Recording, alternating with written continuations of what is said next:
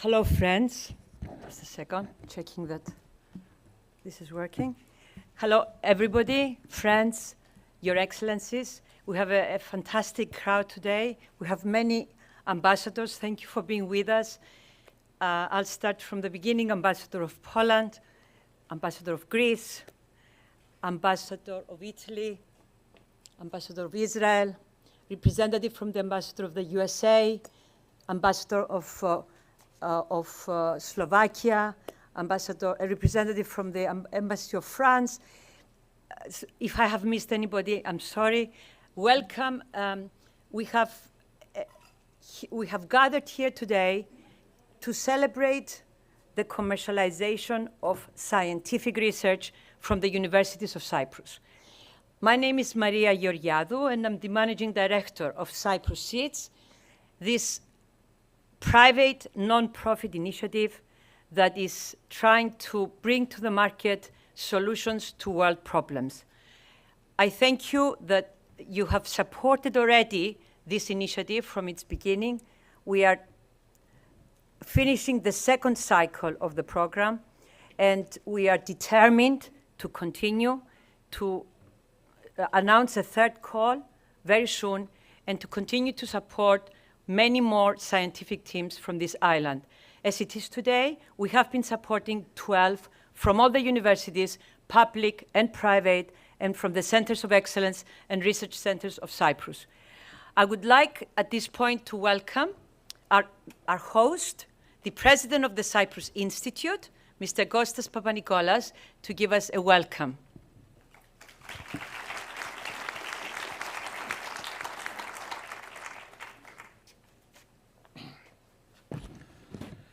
Good afternoon, Excellencies. There's so many of you tonight here. It's a real pleasure. Colleagues, friends. It's really with great pleasure that we accepted enthusiastically when Maria approached us to host the event here for many reasons. Foremost is because we admire the work that Cyprus Seeds has been doing. It's really pioneering. It's a great addition to the tools that our society needs to advance towards prosperity, peace for both this island and the region. And it was badly needed. It really fills a huge gap. Second, because we consider it a sister, a brother in arms institution, as we, the Cyprus Institute, we are a private non-profit institution. And actually our byline says below, research, technology, innovation. And we started with research and we moved to technology, and innovation is something that we, for the last few years, have been paying increasing attention. So it matches also our mission. So I won't take long. I would like to welcome you to this nice evening. It's actually the first day in Cyprus. Maybe you don't know it, the first day that we are allowed to meet without masks. So. Yes, so you chose the day very well, Maria. No distancing, so we can, for the first night, allow to be to capacity, and clearly it's over capacity, a big success. And I'll conclude by something that I told both George and Maria at the very beginning. The Cyprus Seeds, the biggest contribution we see, and we are also participants, and very proud ones, is really the tremendous networking, mentoring, connecting to the world, the centers of excellence, like the Boston ecosystem, really, which is of immense value to this remote island at the edge of Europe, and yet in a most critical interface between the Middle East and Europe. Great contribution. I would like to personally thank you, all of you that came from faraway places or nearby suburbs to contribute to this tremendous effort. And we are very, very proud to have you here. Thank you all. Thank you.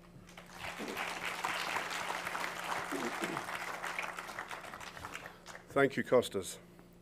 And indeed, it is great to be unmuzzled finally. I was asking a professional speaker the other day, somebody who spoke for his living, what the secrets of public speaking were in his opinion.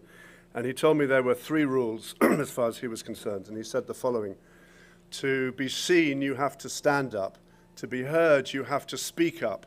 But to be appreciated, you have to shut up. But I have a 3.5-minute slot tonight, and I've only spent 30 seconds so far. So I'd like to pick up on one word which fortunately Kostas dropped into his very nice greeting, and thank you, Kostas, so much.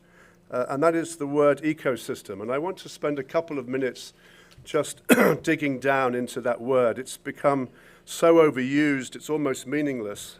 So I was thinking today back to O-level biology and what really it meant. And I was doing a bit of a research on the internet, and I was reminded of a couple of buzzwords that resonated back over the years to when I was studying biology. It was a bubble of life. It's bigger than any one of us. It's complex. It's interconnected. It's interdependent. And it relies on nutrient cycles and energy flows. I love that expression, energy flows. And for any casual observer here tonight who has watched Cyprus Seeds, either tonight or over the last few weeks, over this cycle, indeed since inception, then I think they can really understand what energy flows means, particularly, excuse me, when they look at Maria, who is the embodiment of energy flows. It's not just a noun, it's also a verb. And I think that we would not be here today if it were not for Maria. So thank you very much, Maria, for everything.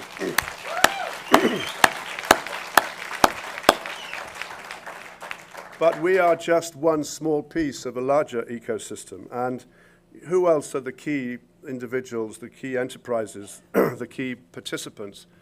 And the last thing I want to do is to reel off the list, the named list of all of those that have helped us. But I think that as one's doing a deep dive into the word, there's what I call the Magnificent Seven.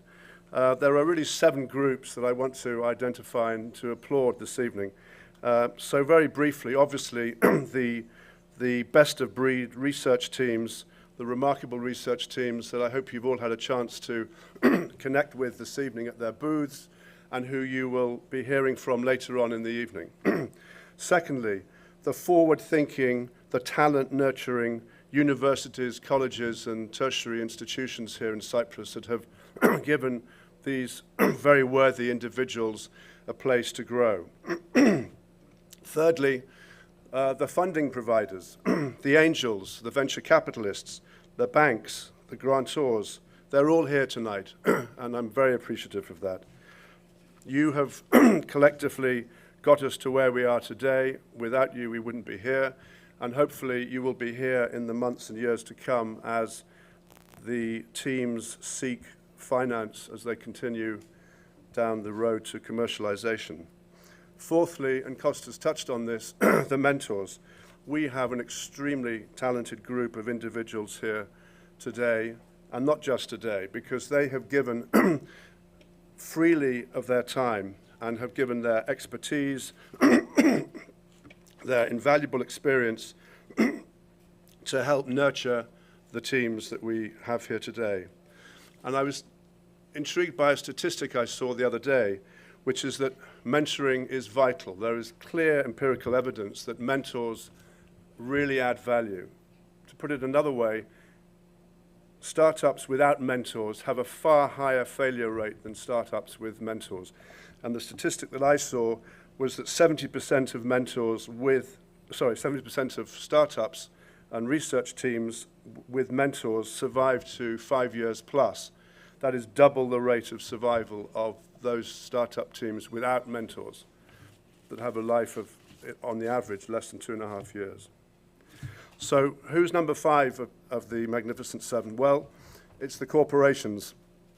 The suits and ties meeting with the jeans and sneakers. But you know what? The knowledge exchange between the two is powerfully symbiotic. And those energy flows that result, I think, strengthen our ecosystem without any doubt. Getting towards the end of the list, the government. Whether we like it or not, government has the power to make or break our ecosystem. And we are hugely fortunate to have a business-minded and supportive government here in Cyprus.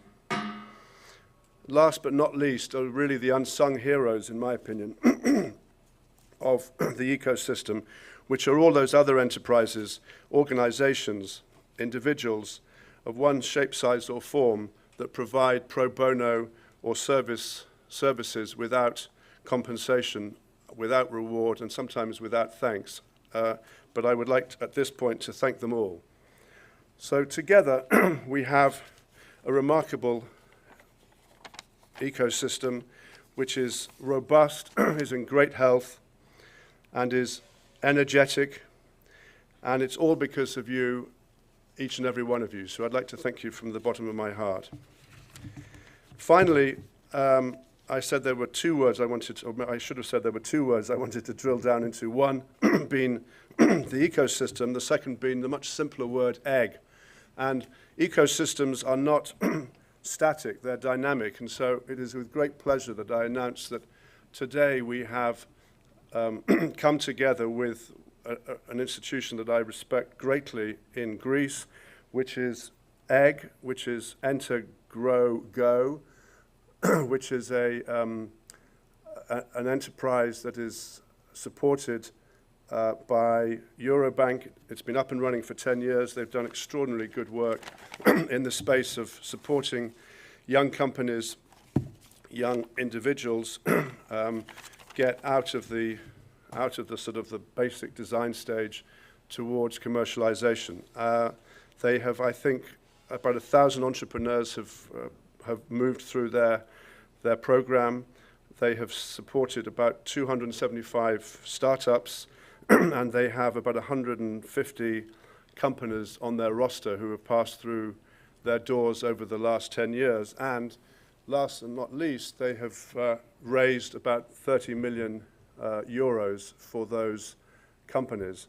So I am absolutely delighted that we have taken that step today. I think it's an absolute win-win. And I don't know whether Rula is here. Rula, thank you very much indeed. So with that, I will step down, and I hope I haven't overrun too much on my 3 minutes, and I look forward to hearing from Nicholas.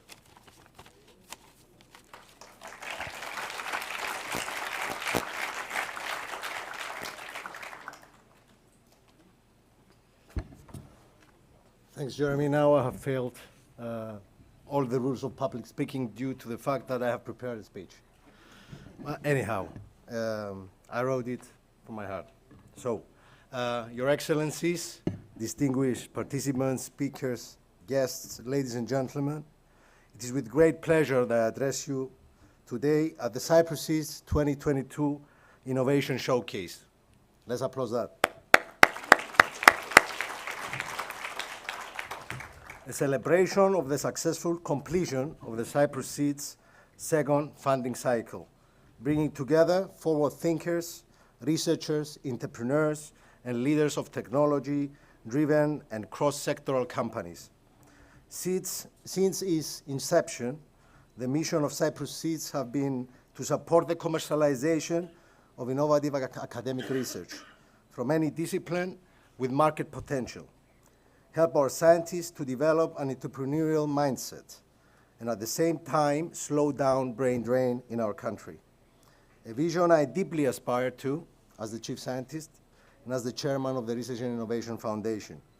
A vision also shared by the A.G. Leventis Foundation, and more specifically, Mr. George David, the creator, the visionary leader, and the major supporter of the project.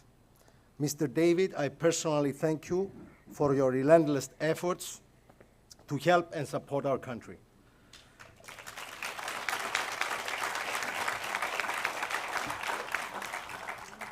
I would like to congratulate the Cyprus Seeds team for all their efforts to boost research and innovation entrepreneurship in our country, as well as the grantees and their universities and research institutions who stood out during the first and the second cycle of the program. Let me also extend my greetings and to all the esteemed fellow speakers, and particularly the mentors who guided the teams throughout a wonderful journey. Ms. Karen Calmer, Mr. Jonathan Green, Mr. Paul Blackborough. Thank you very much also. I have a part of my story with you. Mr. George Marbury, and of course, Mr. Leon Sandler. I would like to personally welcome you to Cyprus and thank you for sharing your views and experiences with us.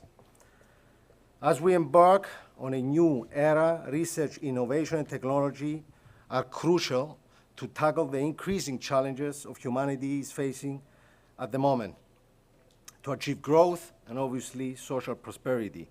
With this in mind, the government of Cyprus is implementing the National Recovery Resilience Plan called Cyprus Tomorrow, which is fully in line with EU objectives, implementing a new strategy towards a new growth model, fund our research and innovation, and make it scale. Furthermore, the government is setting up the Cyprus Equity Fund in collaboration with the European Investment Fund to support Cypriot innovative companies and startups, primarily seeking pre-seed and seed capital to develop their business and scale. The above reflect the country's strong commitment to make research and innovation a fundamental pillar of a new growth model, capable of expanding the productive base of the economy, fostering innovative entrepreneurship, and accelerating the green and digital transition of Cyprus. Additionally, as part of its commitment to support and enhance the local ecosystem, the Research and Innovation Foundation launched the Bridge programs during 2021 with a total budget of 15 million, aiming to provide incentives for partnerships to private and publicly funded academic and research organizations. In December 2021, the third call of RIF's innovation programs was launched with 13 million for startups and innovative companies to facilitate the transformation of innovative ideas into products and services with a prospect to penetrating the international market. The Research and Innovation Foundation's new framework of research and innovation funding programs announced a few months ago will provide another 150 million in funding via various programs until 2027. Our main goal is to strengthen the extroversion of our ecosystem by building on the philosophy of targeted investments, as well as to expand to competitive sectors of the economy and use new technologies that will lead to developing new sectors that will support the green, blue, digital transition and development. Our country is home to a young but fast-growing ecosystem of world-class academic and research centers. One of them, we hosted the whole ceremony, today's ceremony, and I congratulate Cyprus Institute of Acting towards that direction. In fact, Cyprus is among the 5 countries that improved their innovation performance by over 25% in last year in the European Innovation Scoreboard, recording the second best improvement rate in the European Union and rising to the 28th place in 2020 Global Innovation Index. It's clear that we are on the right track to enhance our country's competitiveness and growth. However, we still need to fully embrace result-driven creativity and fuel cutting-edge innovation across the board, modernize our education, diversify the economy, and develop the proper conditions to turn challenges into realized scalable business opportunities. To us, through our different capacities, under the umbrella of the National Research and Innovation Governance System, but also to me personally, the development of synergies and exchange of expertise with private organizations and public authorities, as well as countries with advanced R&I ecosystems, is our top priority. One of that will strengthen the local ecosystem, attract investors from abroad, create links with international VCs, and facilitate access to high-risk capital. An ecosystem that is fit for the future and efficient, adding value horizontally across all sectors of the economy. Towards this goal, the RIF is in the process of establishing a national knowledge transfer office, aiming to transfer the results of scientific and technological research to the economy, and therefore society at large.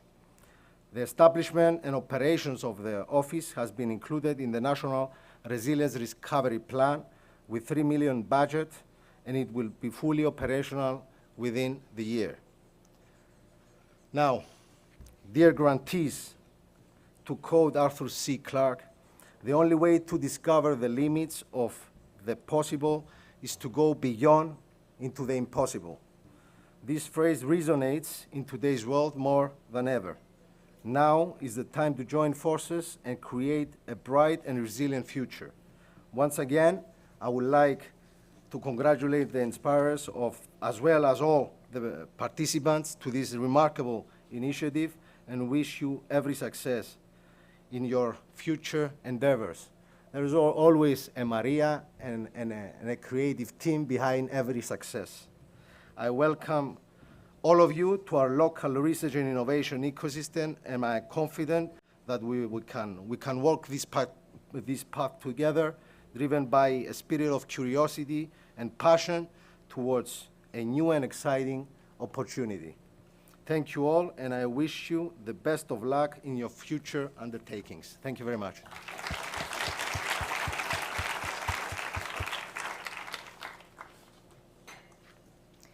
Thank you, Nicolas, and thank you for being there from the very beginning. You started as one of our first 7 teams in the first cohort of Cyprus seats, and then you jumped to the ladder and became the chief scientist of the Republic of Cyprus. So that means that we chose well. So I think I'm going to skip my presentation and move to our distinguished guests from Boston. Before I invite them to the discussion, I would like to start by saying I've been the managing director of Cyprus Seeds for the last 3 years. And I've been hearing from these wonderful mentors very regularly that one of the secrets to success for the startups is the teamwork, the team. So before I invite our panelists to present, I would like to highlight that if it were not for my team, the people who have been working and supporting me, the donors, the supporters, the collaborators, the government, if it were not a collective effort, this would not have been where it is today. So I thank you all. I would like at this point to welcome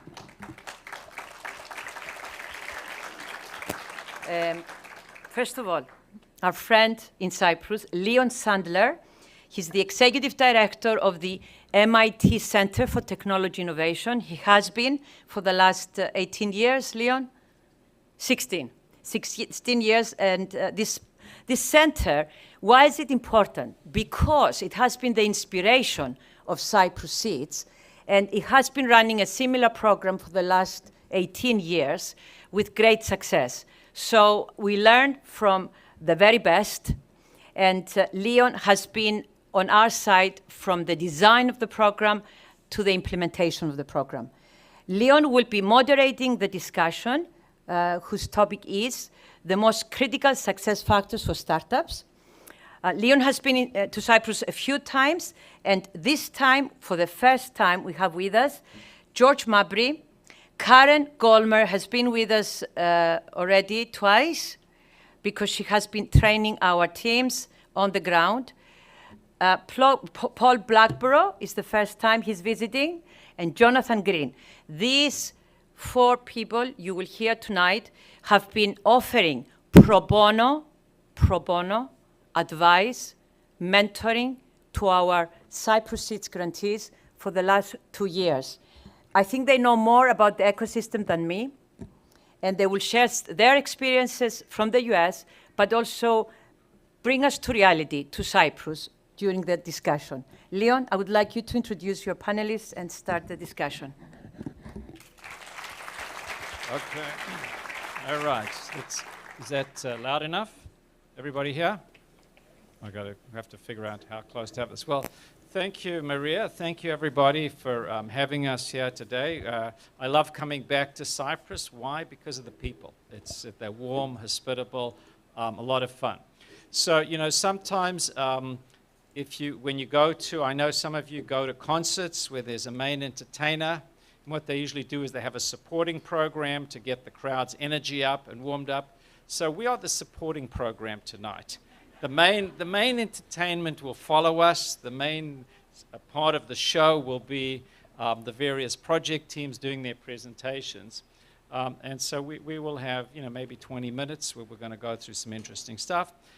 Before I do that, we're going to do very brief introductions so you have a sense of who everybody is. Maria has introduced me, and I'll go down. So George Mabry, why don't you just spend a minute or so telling people who you are? And you just have to push the button until it goes green.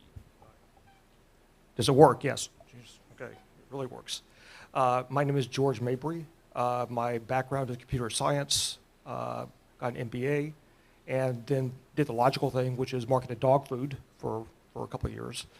Moved on to electronics, and then, again, logically started a pharmaceutical consulting company, which I built up and sold, and went through the entrepreneurial experience by pivoting and doing all sorts of things. But I understand where startups come from, and I'm excited to help. Karen Gollmer. Okay, my name is Karen Gollmer, and I'm a chemist with an MBA. I have worked with a lot of large companies, some small companies, and then at the Deshpande Center, managing the grant program. We're very similar to Cyprus Seeds. We help technology spin out. You'll hear more about my area of current expertise when we get into the panel, but I'm very happy to be here and thoroughly enjoy working with your teams. And Paul Blackborough. Yes, Paul Blackborough.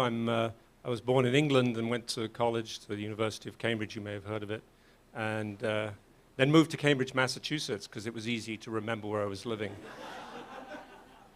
I'm an engineer by training.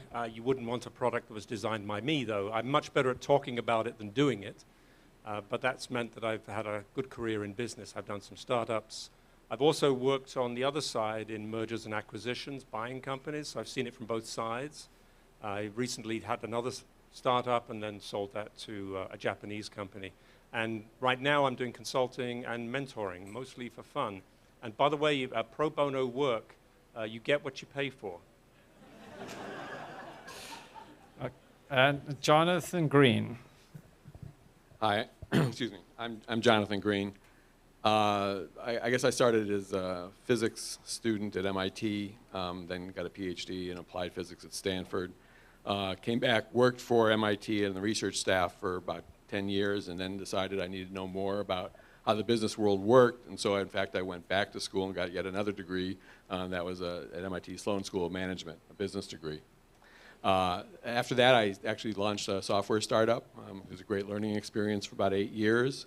After that, became very active in the Boston area ecosystem for entrepreneurs and startup companies, and do mentoring there in Boston. My day job, when I'm not doing the pro bono, is I founded an investment fund with a couple partners, an investment fund that's focused on private credit. Okay, thank you very much, everybody. Okay, so what we're going to talk about, and I will go for about 20 minutes, and then we'll cut this thing off. The focus tonight, our audience is really the faculty, the students, the researchers. The rest of you can listen into this discussion, but that's who we're going to be talking to. And what we want to talk about is, okay, you have some technology, you want to do a startup, you manage to spin it out, but what are the critical factors for success? And essentially, there are 4 things we're going to discuss. What are the critical factors? One is people. People are very, very important. Second thing is going to be money. Money and finances. The third thing, not in necessarily any order, is going to be customers. Customers or the market. And the fourth is the product/technology. So those are really the 4 most critical things in a startup. And to kick this off, I'm going to ask George to tell us about his thoughts on people. What's critical about people and what do you need to know? Well, people are the most important part of a company, actually. How important is it? If you look at it, if you talk to a venture capital, if you talk to an investor, they will say that the people running the company are the most important part of the company, probably more important than the idea, because the assumption is the idea has to be fixed. Something is wrong with the idea. So you want to invest in a team that has the ability to fix an idea that's wrong. So what is the ideal team to found a company with? Well, you want to make sure that the team has a broad perspective. So the people here, I assume, have the science and engineering down. I mean, you're good at science and engineering, but you may not be good at business. You want to augment the team, to add to the team, if you can, someone with a business mind. Ideally, someone with business experience in the area that you'll be selling. That helps tremendously. So make sure that you have a team that can start a company, that can address an entire market. Also, it's important to make sure that you hire people that, frankly, you like. If you're running a company, you will probably spend more time, more awake hours with the team that you hire than your family. So you better like them. Also, you better get used to fighting with them, because a good team actually has arguments. You need someone that you trust that will tell you that your idea is stupid. You don't want customers to do that. You want to do it early on, and you want to have arguments within the company about the way to go. What kind of features should be in a product? Who should you sell it to first? All these things should happen within the team. So finding the right people that you're willing to basically enjoy working with, but can also fight with, is really important. And frankly, the same thing beyond the founding team applies to employees. Make certain that you're hiring the best people you can find. Hire people smarter than you. Never be afraid to hire smart people. Nice people, but smart people. Because again, you're relying on them to fill in the holes in in your company that you don't know about. So always hire smart people. But if you don't have to hire a person, don't hire them. You can have subcontractors. Hire people by the hour. Hire people that you need full time. Don't start off with a CFO, for example. You don't need a CFO full time for years probably. Make certain you hire people that you need full time, they're important to the company, and that basically you don't have to fire because you can't afford them. When you hire someone, you're adopting them in some sense. They're expecting a salary from you on a weekly basis. So make certain that the income of the company can afford it. So delay hiring when you can, but hire the best people that you can find when you can find them. And that, I think, are the most important things about people in a company. Right. Thanks, George. So anybody else want to add a 30-second comment to that? No. I will, as an introduction to myself. And that is, people are great. Once you've identified them, brought them on board, they're the folks who are going to do the work. Unfortunately, there's a big downside to that, because once you've brought them on board, you realize you have to feed them. So people need salaries, and George alluded to this, and so that brings us to sort of the point of my segment, which is financing the company. And so I've got long list of items I can cover. Hope maybe I'll get to them all. Maybe Leon will cut me off, as he often will. But the important thing is that the financing the company is a key interim measure that every young company has to take before they have revenues and consequently after that profits. So as you're looking to finance your company, you have to think that really what you're doing is you're selling a part of the company It's really the first product that you're selling. It's not the technology you've developed. What you're doing is you're selling a part of the company to potential investors. And so you have to think about marketing yourself and marketing your company in that context. And so how do you go about doing this? Well, to market the company, you have to well describe what the company is today and what its prospects are for the future. So what I'm going to go through are some really nuts and bolts things that are just key to making this presentation to potential investors successful. First of all, you have to start with financial projections.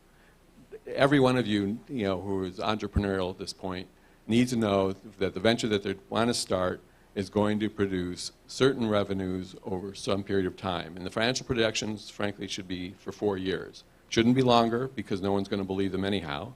And shouldn't be too short because that's too short of a time horizon for any young company. So you should have financial projections that's going to predict, or at least with your best assumptions, how much revenue you're going to make, how many people you're going to have on board, how expensive they are going to be, how expensive it's going to be to actually build your product. And therefore, you can get a sense as how much money you're going to need to raise over that extended course of time, let's say 4 years. Now, the big question is, well, how much money do I raise and when? So now you have a sense of how much money you're going to need in the aggregate. Now you have to take a look at your company and think about the milestones you're going to reach within that 4-year time period.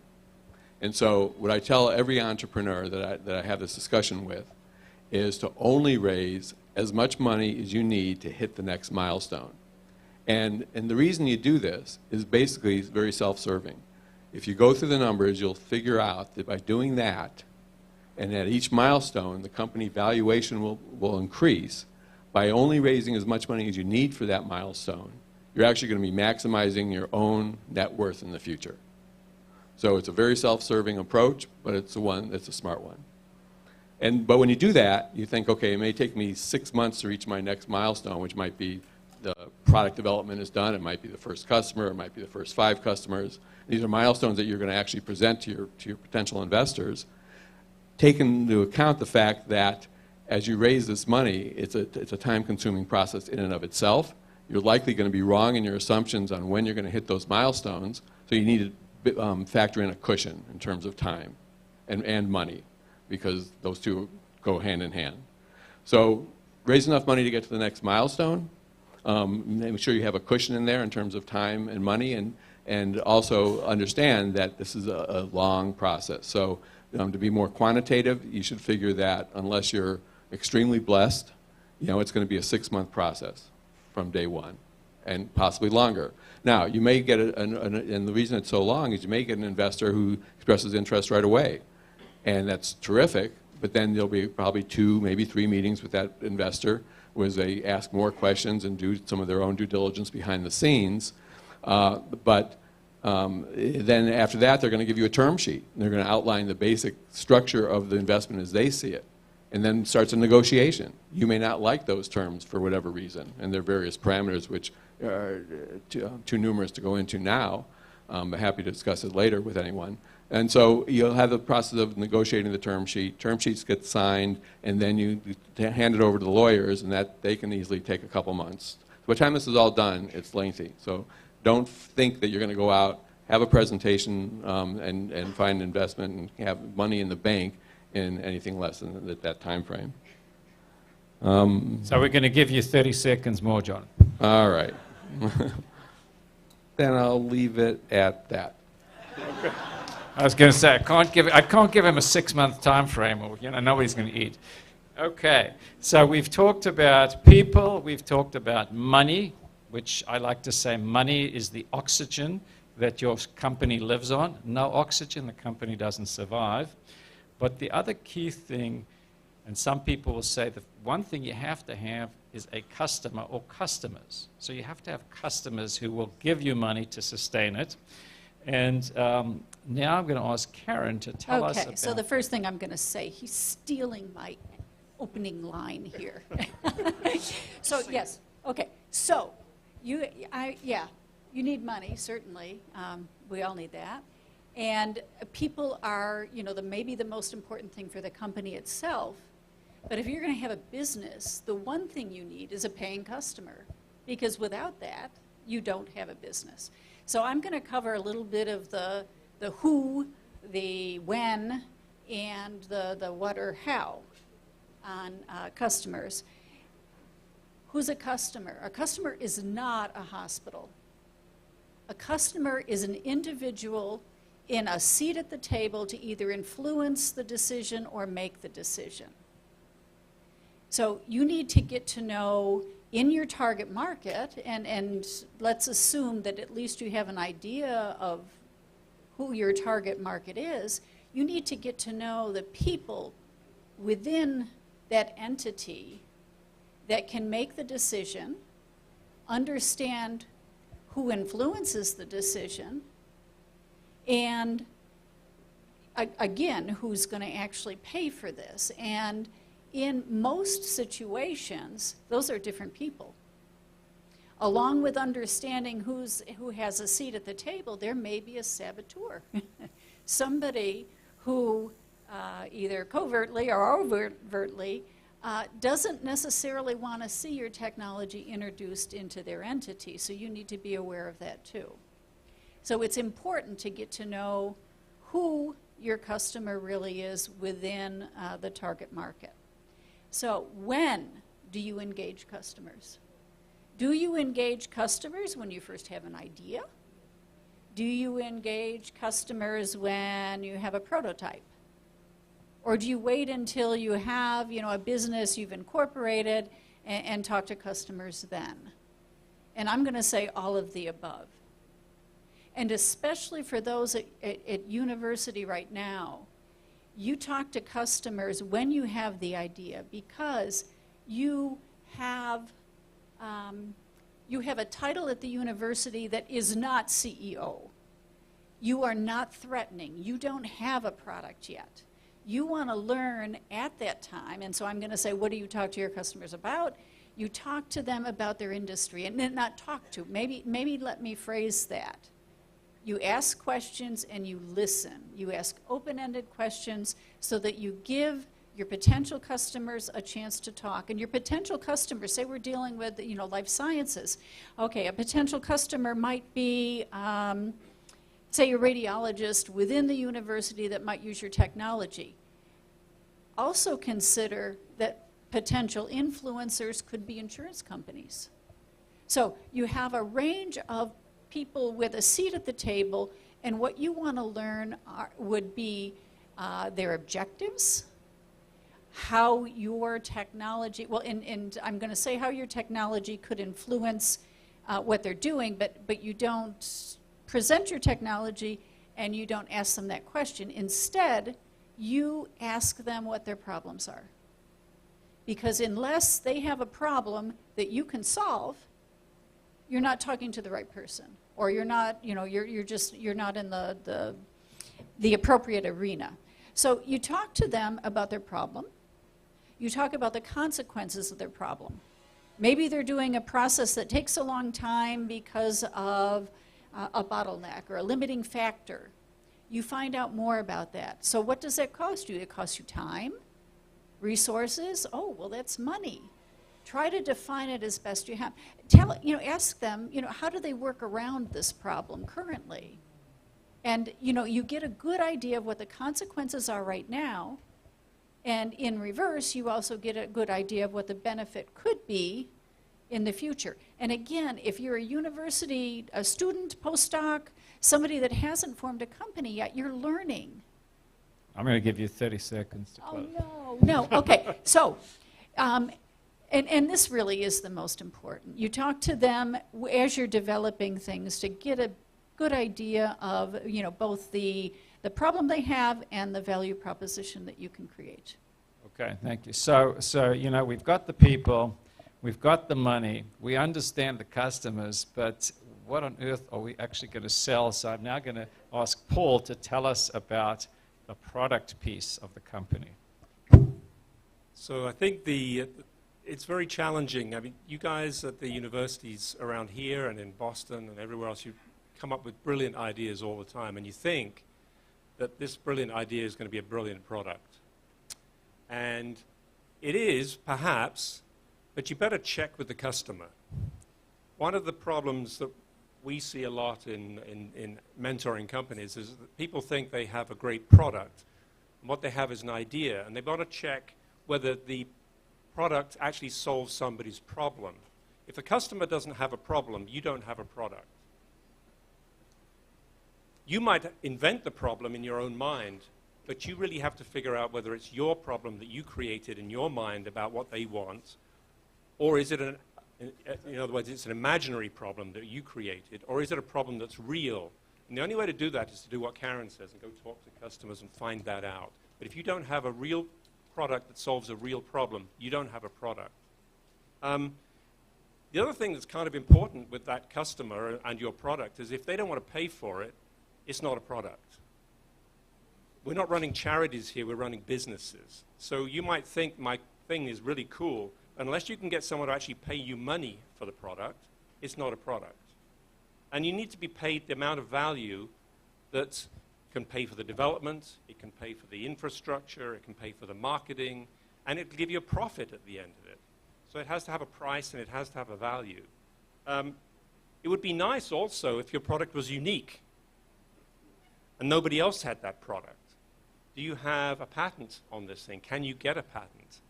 Can you get some unique IP? Do you have a trade secret? Do you have a competitive advantage? Is yours better than anything else? If it isn't, you probably don't have a product.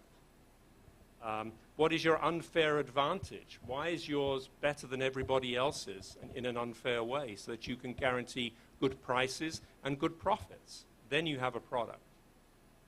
Then you better start figuring out whether you can manufacture it. There's rather a lot of smart people in the room that have made prototypes. Can you manufacture it in tens of thousands? Can you manufacture it with very high quality, with the reliability that's necessary from the customer? Can you manufacture it at a margin that will make you a bunch of profit and make your investors happy? If you can't, you don't have a product. How long is it going to take? Is this an engineering challenge and it's just engineering? Or is there science risk here? Do you still have to de-risk the product? Do you have to do a bunch of science before you can sell this thing? If you have a bunch of science risk, you don't have a product. Until that's actually taken care of, you don't have a product. When you have that, you can start thinking about selling it to customers. And finally, risk. Have you thought about all the other things that need to be considered? Do you have to get regulatory approval? Is it going to take a long time? Who's going to pay for that? Where are you going to get the money to carry the company until you've got all that regulatory approval? So you've got, is it a real problem? Can you get a reasonable price? Is it unique? Is it manufacturable? Do you know how much time it's going to take and how much risk is involved? All right, good. So you finished on time. That's good. He must be the product guy. But thanks very much, Paul. So what we were trying to do here is just give you a sort of little flavor of the key things required to have a successful startup. However, you know, as in, let's say, any sport, if you want to play golf, you can watch some golf videos on YouTube, you can read some books. But at some point, you've got to go out there and play golf and hit the ball many, many, many times till you do well. So I would say for all the entrepreneurial teams, there is a point where you have to, let's just say, dive in the water and see if you can swim across the other side of the river. You're unlikely to drown, but you'll gain experience maybe for the next time. So we've seen lots of great technologies over the last few years. We see a lot of great teams that are getting ready to spin out, and we look forward to working with you guys as you do it. Thank you very much.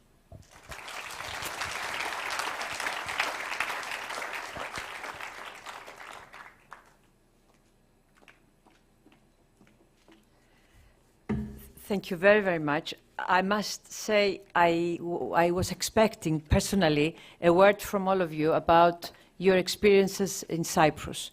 And if you don't mind, before we close the discussion, can I please ask each one of you to say a word about what you have experienced with the Cyprus Seeds grantees the last 2 years? Leon, sorry for intruding into the discussion. Not at all. So let's turn it over to We'll start at the other end. Let's turn it over to Jonathan. And Jonathan, I'm the time manager here, so you got less than a minute. Go for it.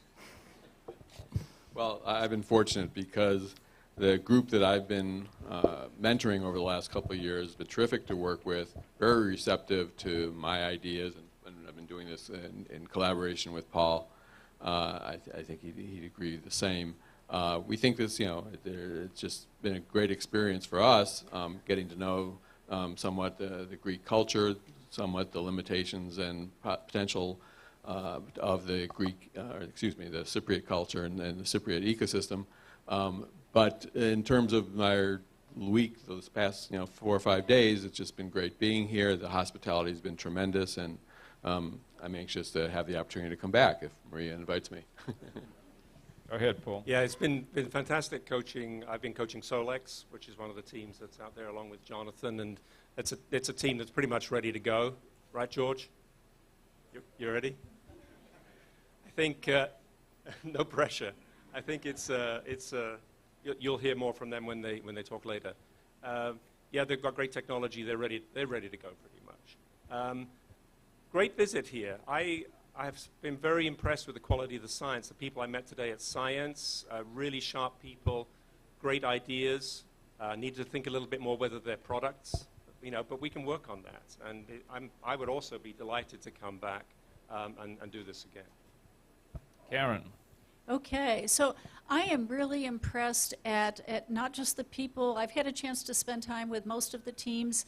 I'm impressed at how coachable everybody is and how well Cyprus Seeds is integrated, this idea of considering mentorship and encouraging startups. It's been very rewarding, and I look forward to keeping in touch and track of the teams after they leave Cyprus Seeds. George. Leon asked for one word, so I'll use one word: overeating. The food here is wonderful. I eat too much of it, but as everyone said, the people are wonderful. The teams are coachable. Episodic is ready to go to the moon. It's been a great experience, working with the folks here. And like everyone else, I look forward to coming back again, Maria. I'm going to just throw in one more comment, Leon, if Sure. I might, around the ecosystem. I think that one of the things, and we're coming in from the United States, this is not a scalable model for Cyprus, right? You can't rely on us. You have to rely on yourselves. And I think it's going to be very important for everybody who's here, who's doing a startup today. All you guys that spin out, you're going to have to give back by mentoring the next generation of teams. Anybody who's an entrepreneur now, you should be going back to the universities and working with the teams so that they can spin out, share your war stories, share your problems and your successes so that they can be successful in the next cohort. Great, thanks very much. We don't want to take too much time because we can talk forever, because the most important part of the program, now that we've had the warm-up, now we have the main act coming, and I will turn it over to Maria to get the teams up there. Thank Wonderful. Thank you very much again, and thank you for being with us. So, on purpose, we're running a bit late because I wanted the screen to show the presentations of our grantees. So without any other delay, can I please invite Yield Shield to begin the last phase of this evening tonight, which is a 5-minute pitch by each of the teams of Cyprus Seeds. Let's all welcome Vasilis Fotopoulos from the Cyprus Technology University from Limassol. University of Technology. Okay. So Close enough. Close enough. Παρακαλώ.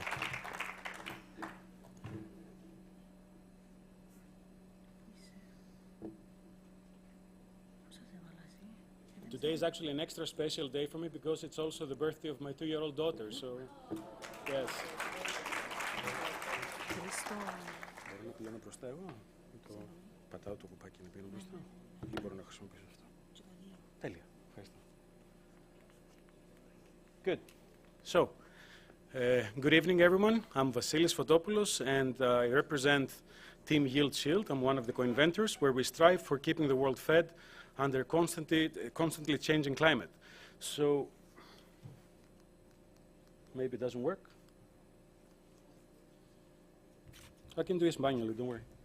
Okay, so pictures like this, I'm sure you're becoming increasingly familiar with. So we're undergoing severe climate change conditions, undeniably, and climate change is driving to multi-billion-dollar losses in the global agricultural production, affecting all major crops. Now, the lion's share of the losses is accounted for by abiotic stressors such as heat waves, drought stress, salinity, and so on. So we do know that drought leads to severely reduced growth of plants, as well as poor yield. This is well known. There are ways to actually protect the plants by applying molecules exogenously in the field, and this improves photosynthesis, it leverages antioxidants, and the plant becomes more viable. But this is actually short-lived, so we need multiple repeat applications in the field, in seedling or mature plant states, and of course this increases quite a lot the cost of application, so it's expensive. So what we offer with our proprietary patent-pending technology with Yield Shield is that we offer all of the above, so improvement of productivity and viability of the plant under stress conditions, but because we do this at the seed level, we actually have achieved long-lasting effects that have a sort of a memory, basically per se, possibly due to epigenetic modifications, and this has great cost effectiveness for the grower. So here you see some examples of the technology. On the left you see severely drought-stressed Medicago plants. You can see that they are losing turgor quite strongly. And on the right, these are primed plants that actually maintain viability quite dramatically being improved. And on the right you see plants on the left side that are unprimed under controlled conditions. And on the right, these are primed plants with our technology that have significantly increased biomass and leaf area, so increased growth. So what we offer is highly flexible and effective product against multiple stressors. So we tick multiple boxes when the competition ticks all of the boxes, but not individually. Basically, we tick multiple at the same time. So competition effectively could provide protection against specific stressors like drought, salinity, heat, and so on, whereas we can provide cross-protection against multiple stressors. We also offer flexibility on the application type. So in addition to the plant application, we also offer the seed coating, which we actually nominate as optimal to the customer, and this is highly applicable to virtually any crop type. So many boxes are being ticked. Now, we are running currently multiple prototype field trials to reach technology readiness level of 7 in operational environments. So namely, we're running multiple trial sites for tomato and pepper plants with a strategic partner that is interested for the technology in Crete as we speak. We're going to run a trial here in Cyprus with a local strategic partner trying to figure out a solution for baby spinach plants that are affected by heat stress, as well as a trial in Saudi Arabia with another strategic partner that is interested, growing tomato plants under salt stress. And we're hoping to get exciting results within the next month or so. So we are offering licensing of crop and climate-specific coatings to agricultural leaders. So we're seeking for strategic partners, offering prototype pilotings that are sur-mesure solutions to the problems. So effectively, we would be seeking for strategic partners in the form of agrochemical companies where we would license the formula that we have developed and protected through IP that would then be applied to the farmers, or this could be done through seed companies that provide the seed coatings to the growers. But also, of course, we're seeking for seed companies as well, directly, that can provide the coated seeds as a solution to the farmers. In any case, we will be actually actively collecting data throughout the process so as to constantly improve the product. So we offer packages, 24-month packages, from idea to making a difference. So this would include 250,000 euro solutions that would start from the identification of the problem and the specs with the interested party, then the design of the formulation and the initial testing and optimization under controlled conditions. Then we would move to much needed field validation in field trials for operational environments of the solution, and then we would close actually with the finalization of the formulation and the licensing of a final formula by Q8.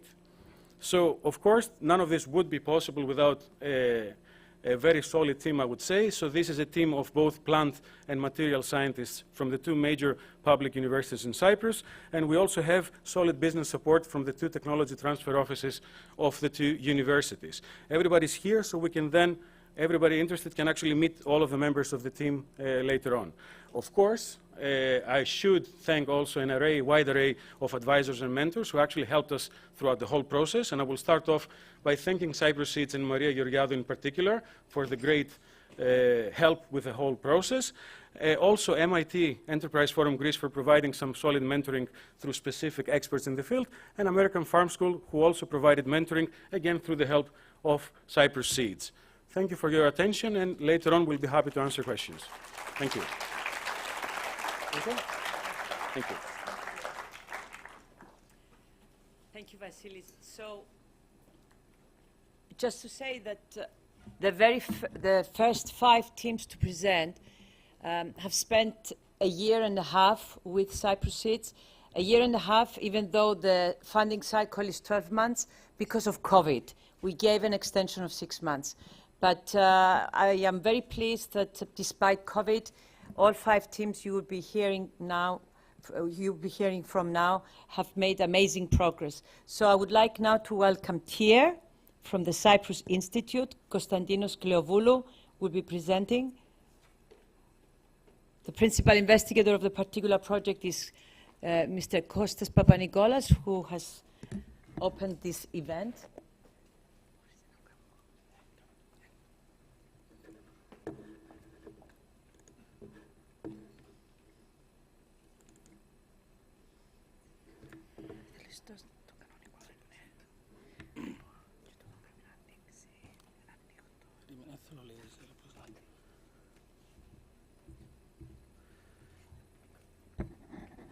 Hi, I'm Konstantinos, Chief Operating Officer at Tier 1, where our mission is to enable doctors to make earlier and more accurate diagnosis and improve their treatment efficacy by providing them with tomographic images of unmatched quality.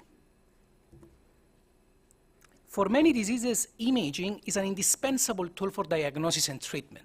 State-of-the-art images provided by the best scanners, such as the example of the brain tumor shown here, leaves a lot to be desired in terms of contrast and resolution, especially when compared to what we can offer by the use of the Tier 1 reconstruction software. The high resolution and contrast eliminates shadows, minimizes the possibility of false positives, and improves the demarcation of the tumor in this case, which leads to early diagnosis and better, more successful treatments. This second example concerns of a brain of a patient suffering from Parkinson's. Again, the high resolution and contrast image provided by Tier 1 enables better and clear delimitation of the lobes, delimitation which is key for the accurate diagnosis, but also for the monitoring of the evolution of the disease and efficacy of the treatment. We have an easily expandable and globally scalable business and technology model. Let me show you how this works. So the medical center sends the raw digital data from the scanner, the ones that produced the original unsatisfactory image, to our Tier 1 medical interface office. The images are then reconstructed ab initio at our processing center, and the improved images are returned back to the medical center in a timely fashion. Nuclear medicine is a big part of medical practices today. It's about an $8 billion market growing at an annual rate of 9.5%. Currently, the tomographic images are reconstructed using the software provided with the scanner devices. Current competition includes companies that rely on reprocessing techniques of the images taken by the scanner devices, and thus are able to improve only the contrast, as you can see, of the image. Whereas at Tier 1, using our proprietary sophisticated software developed originally for nuclear and particle physics, which leverages the latest computational techniques and infrastructure, we are able not only to reprocess the image, but to reconstruct the image from the raw digital data, and that enable us to improve, as you can see dramatically, both the contrast and the resolution of the image, currently without any known competitors. The core team comprises of seasoned professionals bringing a breadth of skill sets and knowledge from several silos, such as medicine, nuclear and particle physics, high-performance computing, data science, machine learning, and innovation management. Moreover, through the mentoring scheme of Cyprus Seeds, and again, we'd like also to thank Cyprus Seeds, especially our mentor, Leon Sandler and Maria, and through the MIT Enterprise Forum Greece, we've been fortunate to have the benefit of the advice of an exceptional team of experts in innovation and entrepreneurship. So during the last 3 years, we've been pursuing preclinical and clinical studies with leading medical centers, such as the German Oncology Center in Cyprus, the Athens Medical Center, and the Massachusetts General Hospital.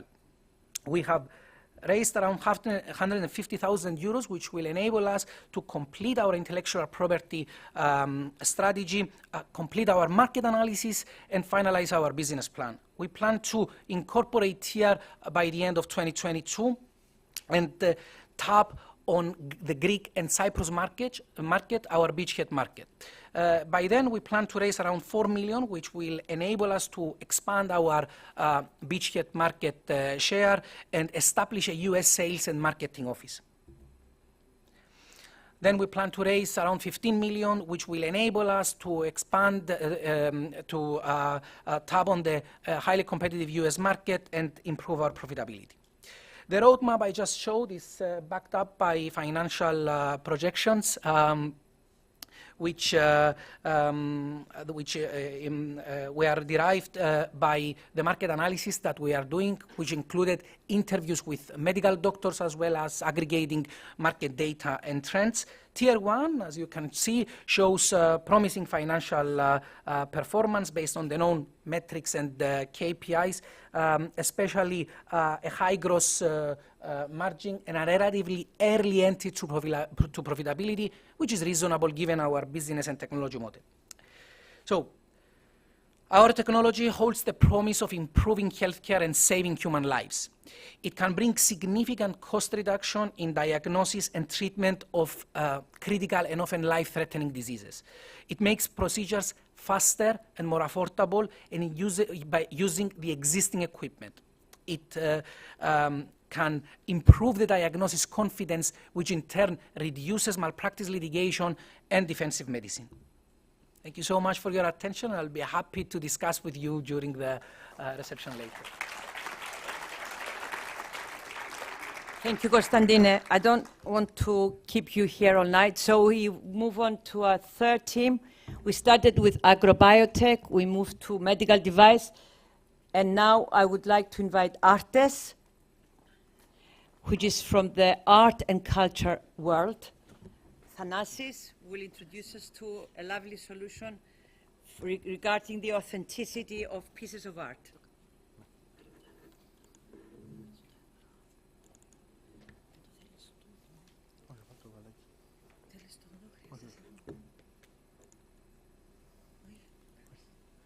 So, good evening, everyone. My name is Thanasis Koutupas, and I'm here to present to you ARTES, which stands for Art Characterization Services. And let me start with one of our success stories. The painting St. Francis receiving the stigmata came to our lab from a private collector to analyze it. The painting initially was attributed to the school of El Greco and not El Greco himself, but while our technical experts took the painting through the pipeline of our technical analytics, a miracle revealed. A hidden signature from the Grandmaster himself, El Greco, written by the hand of Dominicos, here Dominique. Because of this signature, the painting attributed to El Greco, and because of this, it became part of this amazing and fascinating exhibition at Grand Palais in Paris, among other authenticated works of El Greco. Not to mention the increase in the value of the painting. So here in ARTES, we understand works of art, among others, as financial assets also. Within this frame, we understand that there is an increased need for accurate assessment of their value, as well as the need of accurate and reliable collection of data about their history and state of conservation. However, the solutions that are available now in the market are inadequate, the existing services are fragmented, there is a lack of authentication protocols, while the reports are based on a limited range of techniques. So ARTES offers a use of integrated pipeline of services for art characterization and the creation of a unique digital object of the physical one. The added value for the owners.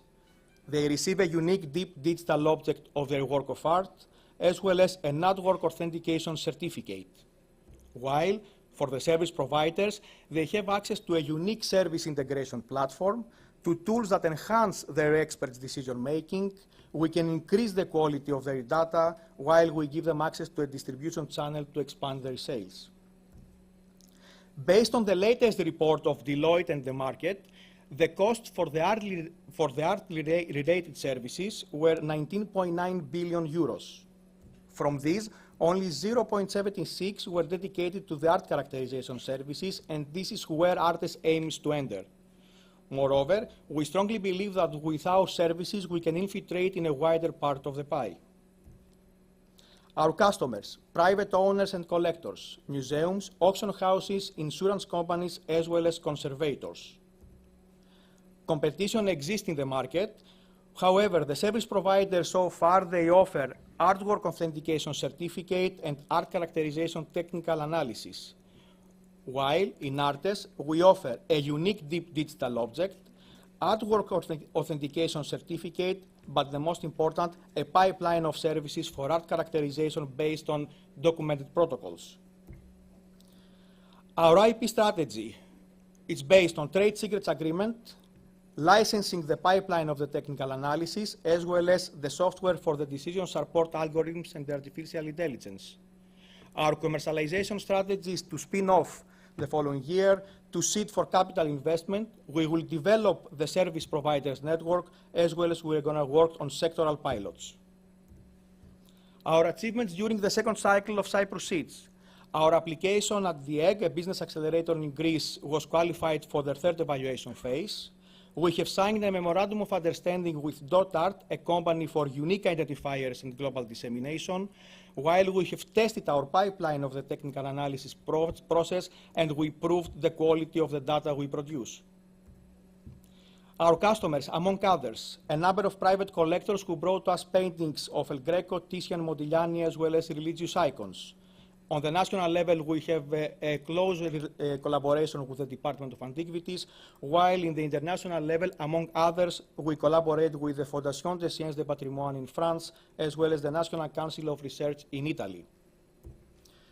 For the year to come, our milestones, we are going to explore funding opportunities as well as investment. We aim to hire a software developer team. We are going to build our IP strategy as well as a demo of our digital environment. We are going to market and brand ARTES, and we aim at the end of the year to consolidate our business model. In terms of what we need for this year, our request and what we ask, investment of 100,000 euros, as well as software developers to collaborate and work with us. Our team consists of 4 members so far, myself, who I'm responsible to commercialize the service alongside my colleague Valentina Vasallo, and our 2 associate professors, Sorin Hermon and Nicolas Bakirgis, who have the responsibility of the scientific advisory of the whole project. Here, I would like to mention that within all this effort, we have the valuable help of the Innovation Office of the Cyprus Institute, as well as the GREF business venture of the Cyprus Institute.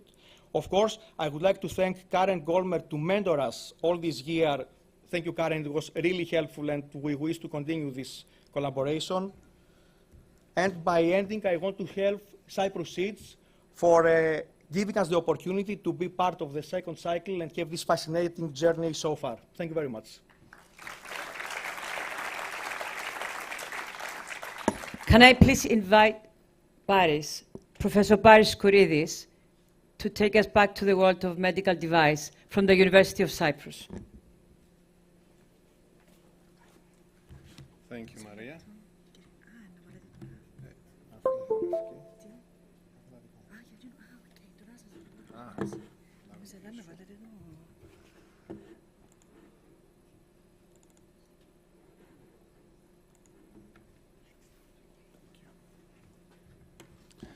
Hi, good evening. My name is Paris Corridis, as Maria said. I'm the head of the Cell and Developmental Biology Laboratory at the University of Cyprus, and today I'm going to talk to you about Invasicell, a novel device we developed at the University of Cyprus to study tumor progression. So cancer is the leading cause of death worldwide, accounting for nearly 10 million deaths in 2020. And metastasis is the final step of tumor progression and responsible for the vast majority of deaths of cancer patients. The study of tumor progression and metastasis is critical in order to develop new therapies. Due to the extremely high cost, labor-intensive nature, and slowness of in vivo animal models, it is necessary to develop in vitro assays so that scientists can study this process in the test tube. But it's also critical that these mimic the tumor microenvironment accurately enough so that the data generated through these assays have increased translational potential. Despite years of research, multiple cancers still have limited treatment options in the clinic. Additionally, the attrition rate and cost of drug development have both continued to rise. This trend is partially explained by the poor predictive power of existing model systems to study cancer progression. In fact, the most widely used assays used today fail to replicate the tumor microenvironment, thus lead to limited translational potential of the data generated. This has led a push for the development of far more complex and involved assays, which definitely replicate the tumor microenvironment much better. However, they come with a cost. They require well-trained personnel to run, typically need specialized equipment, and they tend to be quite expensive.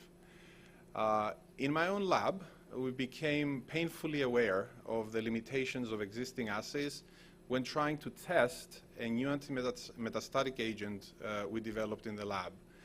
And we realized that the most popular and most widely used assay today not only fails to recapitulate the tumor microenvironment, but in fact fails to differentiate between metastatic and non-metastatic cells, which is kind of scary.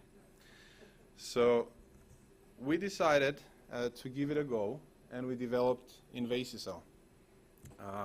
You can see it over here.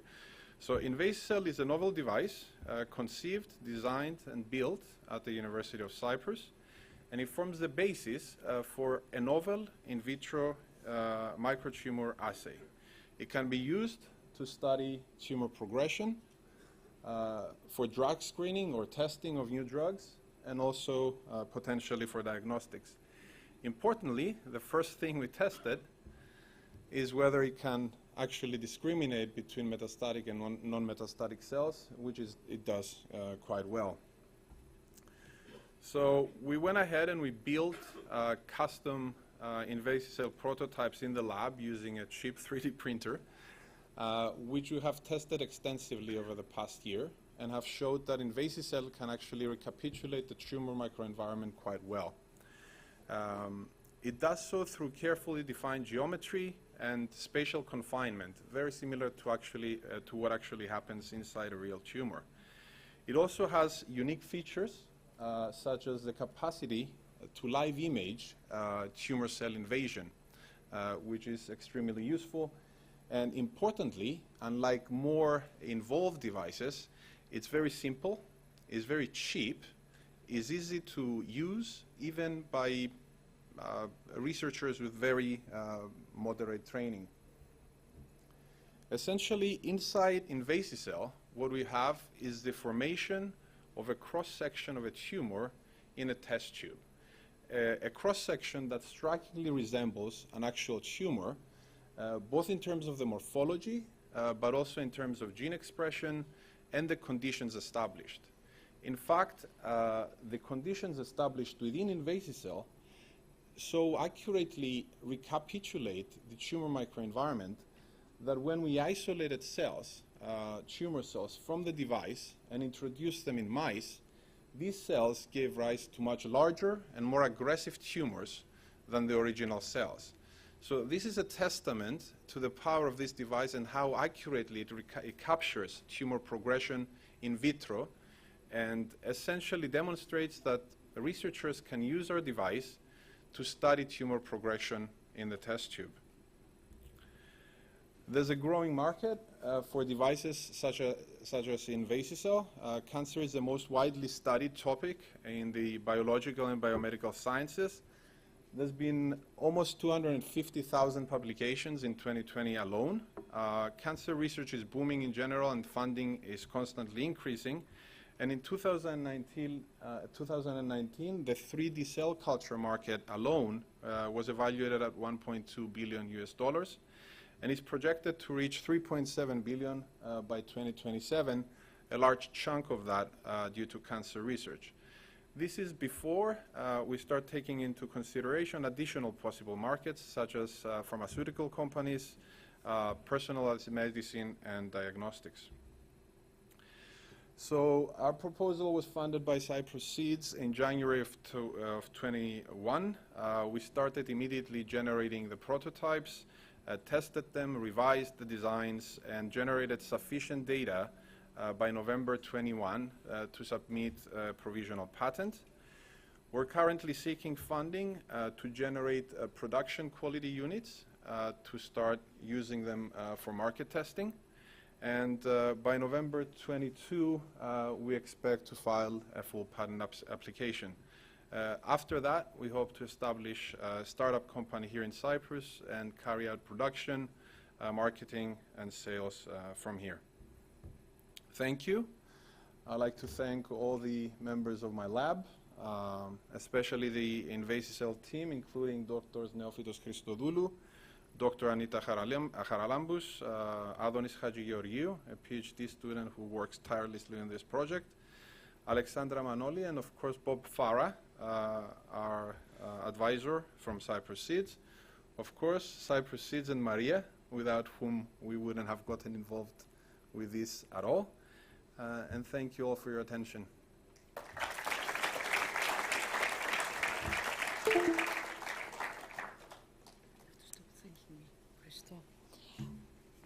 Our last team from the current second cycle of Cyprus Seeds is from a totally different world, from the motion art technology, and I would like to invite Andreas Aristidou from the Center of Excellence Science to present. 5 minutes. Thank you, Maria. I'll do my best.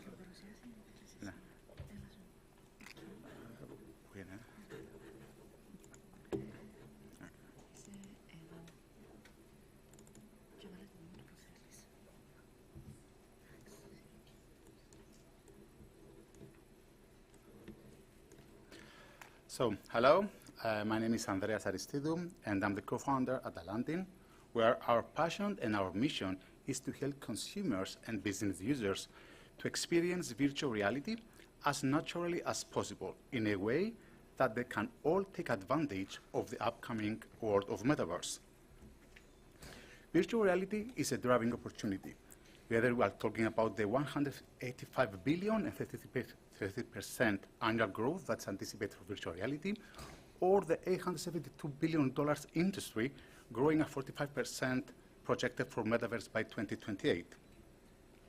Currently, to have a full body motion capture, we need dozens of markers and multiple cameras to surround the space. The result is what you can see from our lab, which is what we also enjoy in movies, but its high cost is not really practical, especially for home users. Nowadays, motion capture at home is possible with just a couple of sensors that are associated with our hands, ending up, though, with something that is very limited representation of our body in the virtual space. As you can see, only the upper body is captured. So, is full body motion capturing possible for home users? The answer is yes, you can, but only if you are a hobbyist with advanced knowledge and technology and willing to spend time and money with processing and calibration. Such an installation will give you something that looks imperfect with a number of technical limitations. We, at Alandin, have developed software and add-ons that are leveraging a wireless distributed network of tags and anchors to track the positions of the scalar body in space, coupling it with the rotation formation that is later complemented by the use of advanced machine learning techniques to improve full body reconstruction. In this way, And only by using the body sensors of a standard body configuration, we can integrate the full body information into the virtual experience while keeping system calibrations fully automated. This is one of our applications. It is important to mention here that our system is compatible with existing VR and gaming platforms, and it can be integrated within popular VR solutions. There is a lot of people competing with us in the field. We differentiate ourselves as a combination of delivering at high resolution, real-time performance while fully automating the user experience.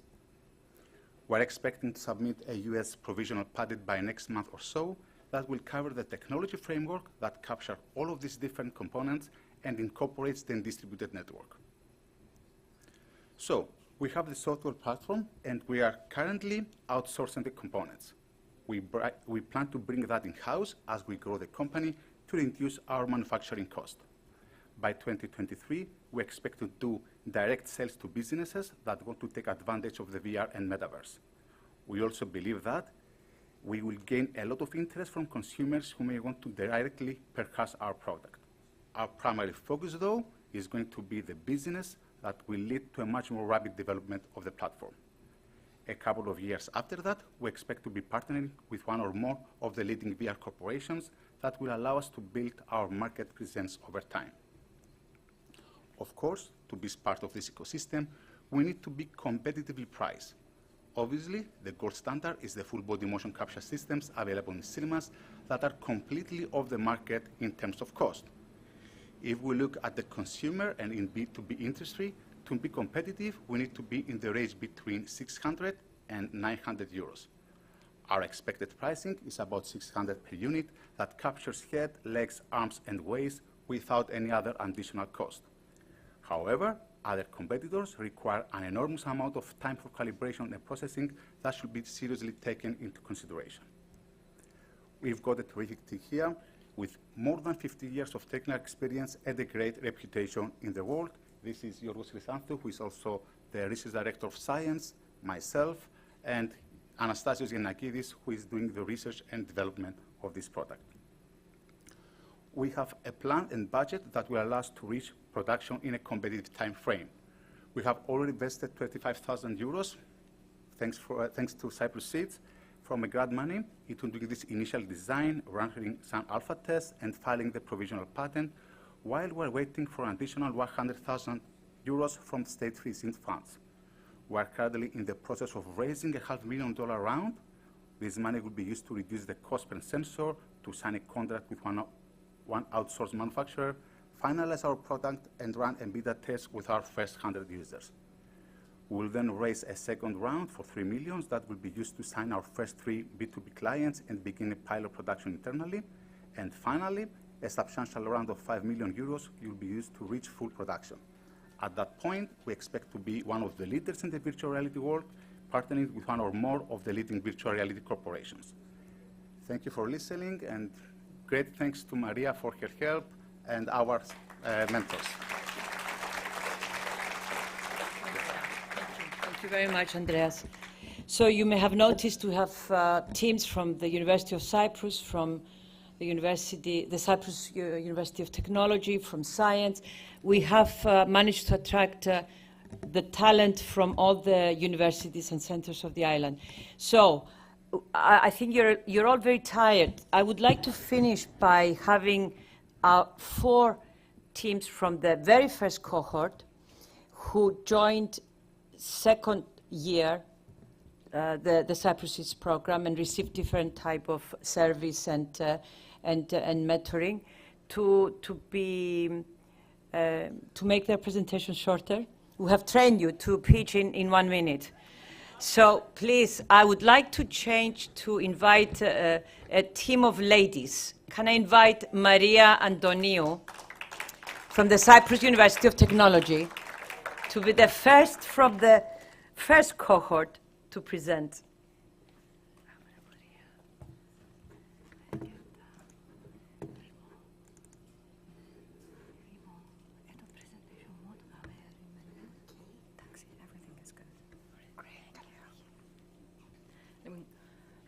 Good evening, everybody. My name is Maria Antoniou. I'm an assistant professor at the Cyprus University of Technology, and today I will be presenting you Cynoxy, a novel method to safeguard surface water quality.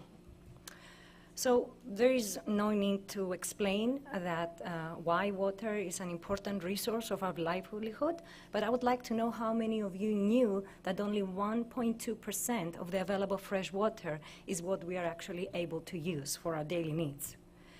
So on the top of that, we have water scarcity and water contamination that have exponentially increased on a global scale these past decades. And this can lead into the growth of some very toxic bacteria into the water. They have a very distinct color, as you can see here in the image. This blue-green color is what gives them their name, so they are called cyanobacteria. So their presence in water can alter the normal characteristics of water and give it undesirable taste, color, and odor. But more importantly is that they have the ability to release toxic compounds into the water.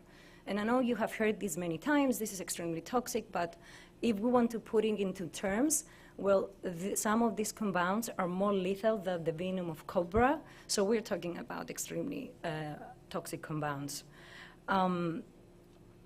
All of these, of course, add additional pressure to local authorities when it comes to regulating, monitoring, and also taking action against these contaminated sites. And as we are seeing now is that these contamination events are becoming more persistent and more prevalent throughout the world.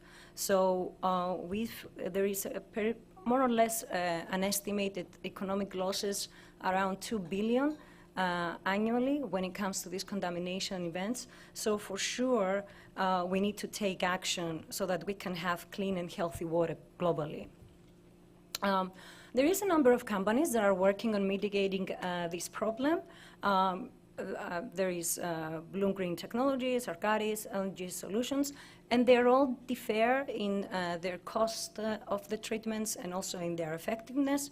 But the most important thing is that when they are applying the treatment, they cannot safeguard the environmentally friendliness towards the ecosystem. And Jeremy has done a wonderful job explaining to you what an ecosystem is, so I don't need to do that. This is where our treatment comes into the picture, and as the only environmentally friendly approach that ticks all these boxes.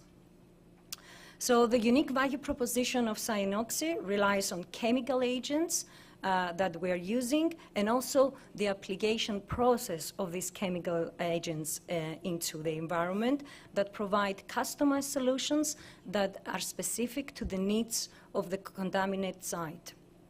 The chemical dosing and the application are designed to make sure that we are environmentally friendly and that we are doing cost-effective and targeted treatment, which all the other treatment options that are currently available fail to do. So to reach this goal, we have developed a working protocol for the entire process, starting from taking samples from the contaminating site, analyzing for their water quality characteristics. We are offering a 48 trial period where we're going to optimize the dosing and the application method, and then go to the contaminated site to apply it so that everything that I've said before, especially the wellness of the system, is protected. Here you can see an actual treatment that we have applied, and you can see how much more effective our approach is compared to the market leader by just checking at the clarity of the vessels. We have also been managed to do this much faster than what our competitors can, and it comes at a whopping 44 savings, so we are really ahead of them. At the same time, we have developed a side product, which is called POXY, and this kit can analyze and quantify very accurately the chemical agent that we are using during our treatments. This kit can serve the needs of an entire market of its own because it doesn't only, it's not only used for surface water treatment. We were able to file a national NPCT patent last year, and of course we're able to do all these things with the financial support from Cyprus, but we also received grants from the Research Innovation Foundation of Cyprus, and CUT top those on up.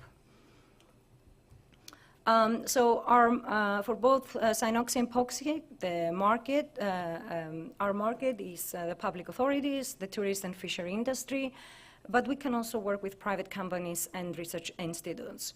And the market is wide and is growing fast, as we can see that these contamination events also increase in frequency, and the need to have access to clean and safe water also increases.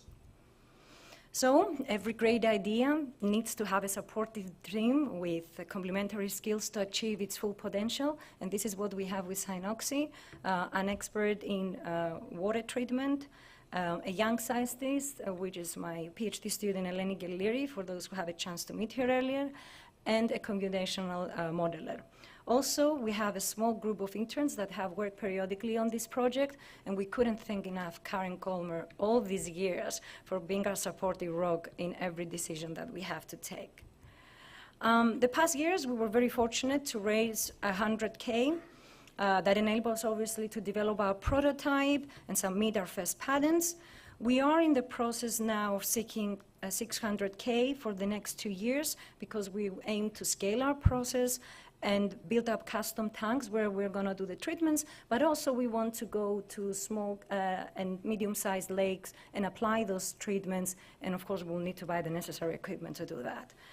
We aim to bring this technology to the market in the next years, and of course extend the protection of our patents, and we also seek into selling this patented kit to established companies that are in the field of chemical analysis and expand from there on. Thank you so much for your attention. Thank you, Maria. Can I welcome, I think I'm going to call Anastasia to tell us about another medical device. It seems that Cyprus is very strong in health. You may have noticed. Anastasia, this, okay, you can introduce.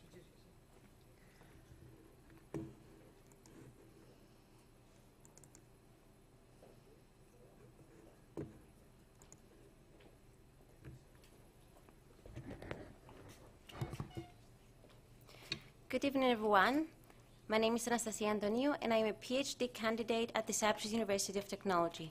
I gladly present to you Ablasonic, a technology that aims to address the urgent need for effective treatment of pancreatic cancer. Pancreatic cancer records about 500,000 new cases every year, and it is ranked as the 7th leading cause of cancer death worldwide.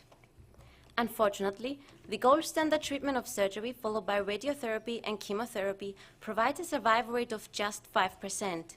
In addition, surgery is invasive, whereas radiotherapy and chemotherapy are both accompanied with extreme side effects.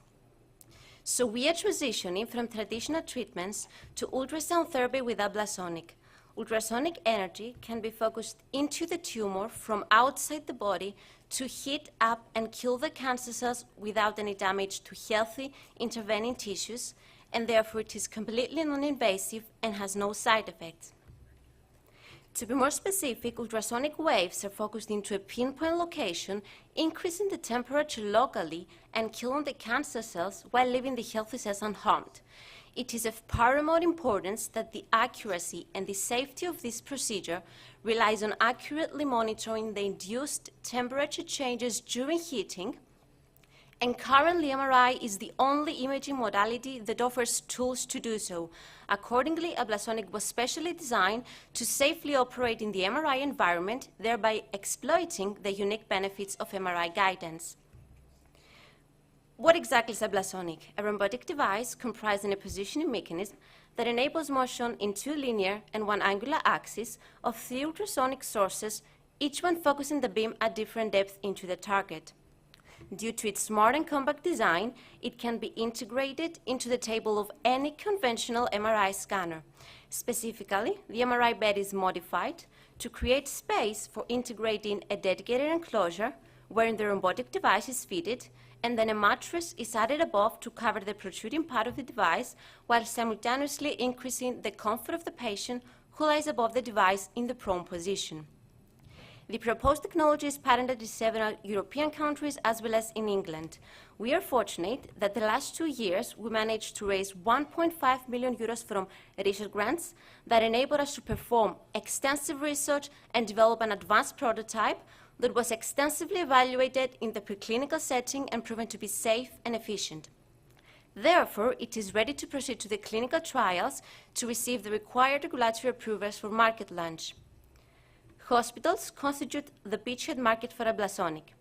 The product price will be set at 300,000 euros, while an additional fee of 32,000 euros will be charged as a yearly maintenance. Now, based on the number of MRI units installed in hospitals in Europe and the US, this specific pricing framework gives a total addressable market of about 665 million euros in Europe and the US, from which a 5% market share is expected for Amblasonic. Now, in the effort to translate this technology from the lab to the clinic, a 2-round investment of 1.5 million euros in total is needed in order to complete clinical trials within a timeline of 3 years and obtain regulatory approvals for launching the European market by 2026, with an expected break-even within just 1 year after commercial launch. Our team consists of passionate engineers and physicists and is headed by Professor Damianou, who has almost 30 years of experience in the area of therapeutic ultrasound. Finally, we would like to thank our medical advisors from the German Oncology Center, Dr. Zamboglu and Dr. Ioannidis, for their valuable contribution and support to our team. We also want a big thank to Cyprus Seeds for supporting our efforts through continuous mentoring and networking opportunities like this one, as well as for assigning us such a qualified advisor, Mr. George Mabry, whom we thank for his valuable advice on the commercialization of Amblasonic. Thank you very much for your attention. You may have noticed that all the teams are asking for money. So if anybody in the audience wants to invest in these teams, you can talk to them during the cocktail to follow. So 2 more teams, please stay with us. Can I please invite Bambos to tell us about solar energy, a solution in the solar energy.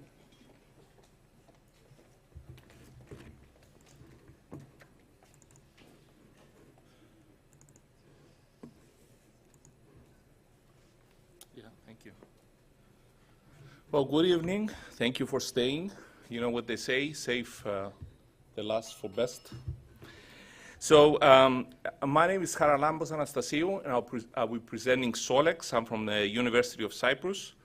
And Solex specializes in fault detection in photovoltaic panels. We know that coal, gas, and oil, they are popular, but they actually pollute, and they are falling out of favor. Instead of that, what one can use, they can use the sun as an unlimited source of electricity. In photovoltaics, or PV for short, they convert sunlight into electricity. However, as the world relies more and more on these photovoltaic panels, their reliability and their quality is going to be crucial. If you have issues with faults, that would limit their production. And one particular problem is potentially induced degradation, or PID. And we can actually see here on the left side, we see the normal PV panel. This is a PV panel that you would see on the roof of a house. And every solar cell underneath it works perfectly, produces energy. If it gets degraded by PID, that certain parts actually die, and you have far less power production. And I recently came from Intersolar. This is the largest convention in Munich, Germany. And what I saw there is that all these panel manufacturers, they would advertise, a lot of them would advertise that their panels, they have a lot of power, and they don't have a PID problem, which tells you that this is actually a really big problem for them. Our motivation is to detect faults such as PID early so that you can take corrective action and save yourself your investment, save yourself the revenue that you would lose from underperforming panels. The Solex technology is a proprietary sensor. It's a piece of electronic hardware. It collects data from your PV park and then analyzes this data to determine what the fault is and send out for corrective and preventive action. These are results that we got at the University of Cyprus, where you see PV modules here that they have been induced into high voltages so that you would have PID. And the red line on top, that is actually the power production. So you start at 100%, and over time this power production drops. And if you're using conventional detection, which is just kind of reading your voltage and current, right here on the day 49, you would actually detect that you have a power drop. However, if you use the Solex sensor, you would also get the blue signal. The blue signal that you see there is the Solex solution. And on day 7, you would detect that you actually have PID problem. And what that means is that all those days that you will be, or all those months or years in reality, that your park will be underperforming, you can take action and save your revenue. Okay. The market opportunity, if you look at it from a revenue lost, for every 1% of power that you lose, that corresponds to about $500 million of lost revenue per year. The US and Europe market is about 1/3 of it, and so it comes to about $160 million per year for every 1% of power that you improve. Our 2-year roadmap is that we would start with IP licensing from the University of Cyprus, which we have made headways towards, incorporation, and seed funding. And this would allow us to build a large enough number of prototypes of good quality that we can actually test with a customer. Year 2 will be further investments, would allow us to further develop the business and our customers and launch the product. The team consists of myself. I come from it, I'm part of the FOSS, and I come from it from a business perspective. I look at this from a business opportunity, and the inventors, Professor Georgiou, who is here with us, and Michalis. I don't know if he's still around. Michali, raise your hand. Okay, there he is. Okay, so definitely come and talk to us afterwards. And we would like to give many, many thanks to our advisors, Jonathan and Paul Blackborough, that have been mentoring us and advising us for the last 2 years, and obviously the general support of Cyprus Seeds. And before I end, I have to ask for something. Obviously, everybody's asking for this. Okay, so I'm asking for that as well. And also, we will be hiring engineers once we get the money. And Paul, you're welcome to apply, okay? Thank you very much. Okay, so we're coming to the end, sorry.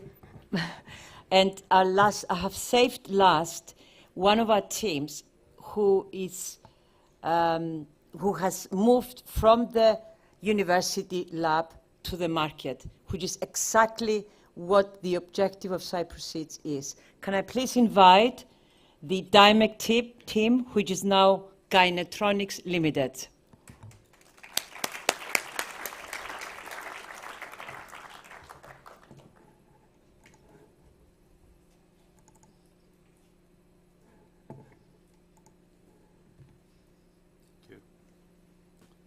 Your Excellencies, Mr. David, dear mentors, ladies and gentlemen, good evening.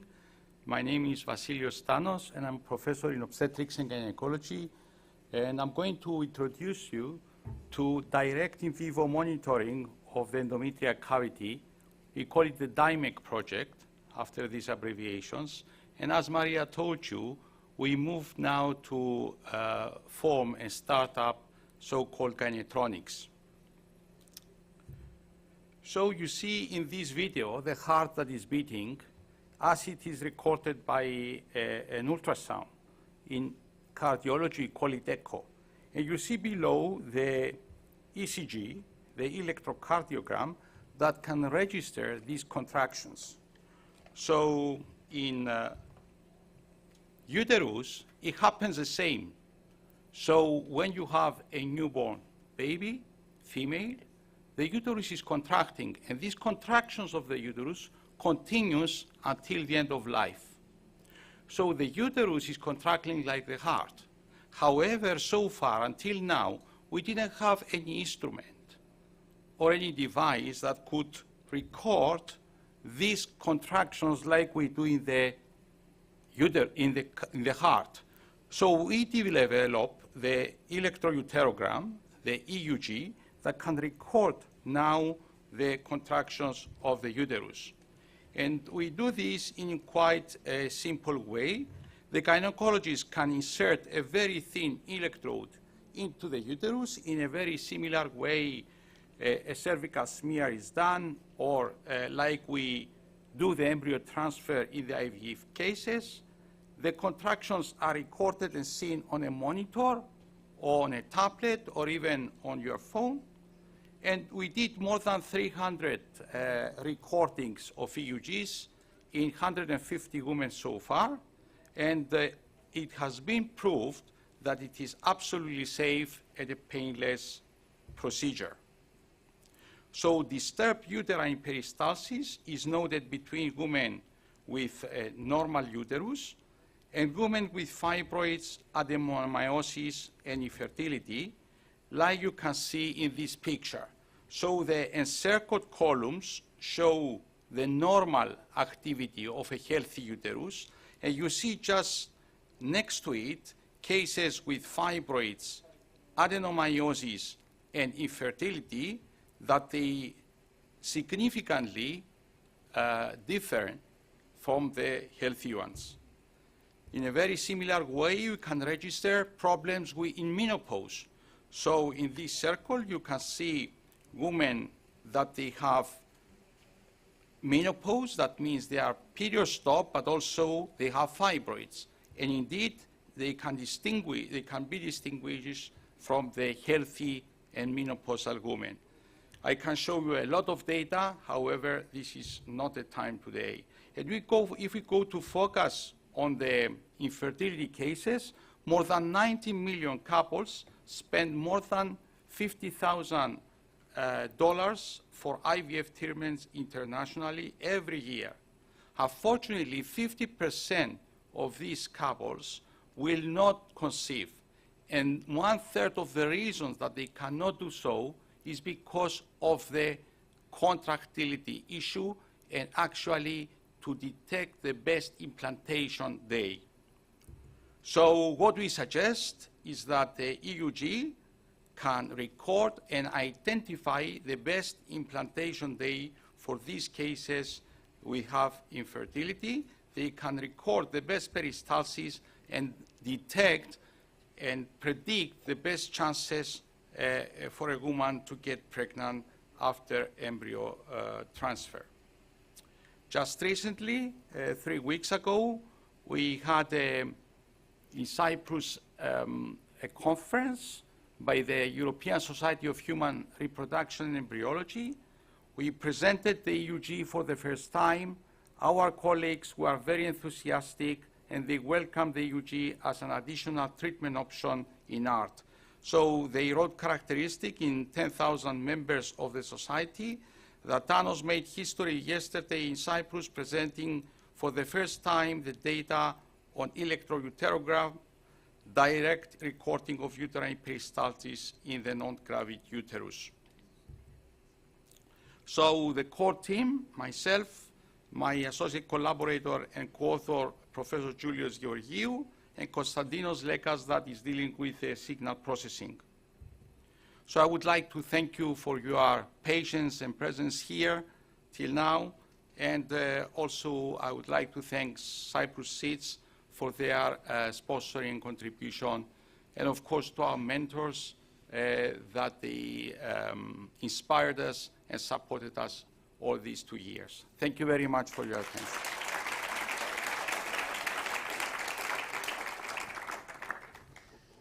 Thank you very much for your patience. Thank you.